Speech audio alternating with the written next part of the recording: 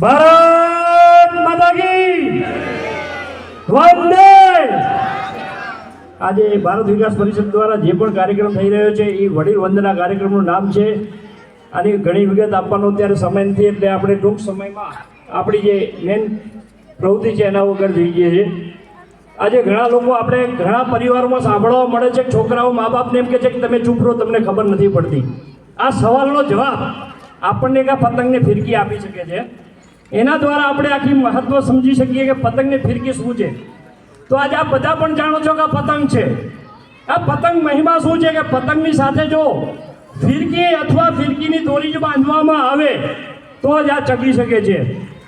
પણ ઘણા પરિવારોમાં આપણે જોયું પણ છે કે આ ફિરકી દ્વારા એટલે મતલબ કે આની અંદર 5000 મીટર દોરી હોય છે, 10,000 હોય છે, 25,000 હોય છે, પણ આની જરૂરિયાત કદાચ 50,000 મીટર દોરીની જરૂર પડે પણ તો મા બાપ પૂછીના પૈસા લઈને પણ આની અંદર 50,000 મીટર દોરી ભરે છે। મતલબ વિદેશમાં પણ છોકરાઓને મોકલે છે। અને ત્યારે એ છોકરામાં જે અભિમાન આવે છે આપણે પતંગ દ્વારા સમજીએ શું કહેવા માગે છે। તો આ પતંગ જ્યારે ઉપર ચગે છે દોરીથી ત્યારે પતંગને એક અહમ આવે છે કે મારે તો હજી ઉડવું છે પણ આ દોરીને ફિરકી મને નડે છે। આ દોરીની પતંગ જો હું દોરી કાપી નાખું તો હું હજી ઉપર ચડી શકીશ એવો એને ઉપર ચડ્યા પછી અહમ આવે છે। ત્યારે તમને બધાને ખબર છે કે જ્યારે પણ પતંગ ઉપરથી કપાઈ જાય ને ત્યારે એનું વર્ચસ્વ નીચે ઉતરી જાય છે, મતલબ જમીનની અંદર જ પડવું પડે છે। એની ઉપર પછી ગટરમાં પડે, માથે જનાવર ચાલે, કચરાની પેટીમાં ફરતું હોય છે। આ પતંગ જ્યારે ફિરકી સાથે દોરી સાથે હોય ત્યારે જ એની મહિમા ઉપર દેખાય છે, મતલબ ઊંચે ઉડી શકે છે, એટલું વધાર થઈ શકે છે। જ્યારે આ પતંગ દોરી સાથેથી કપાઈ જાય ત્યારે એનો મહિમા ફક્ત નીચે જ પડવાનો છે। તો મારે તમને એ સમજાવવાનું છે કે તમારા મા બાપ આ ફિરકી છે, આ ફિરકીની જે દોરી છે એ તમને ઊંચા સુધી લઈ જવા માટે સદ્ધરતા આપે છે। તમારે જેટલું ઊંચું ઉડવું છે એટલું ઉડી શકો છો, પણ ફક્ત આ દોરી અને ફિરકીના મહિમાથી જ તમે ઉડી શકો છો। જો આ દોરી અને ફિરકીમાંથી તમે કપાઈને નીકળી ગયા તો તમારો મહિમા જીવનમાં કંઈ પણ નથી।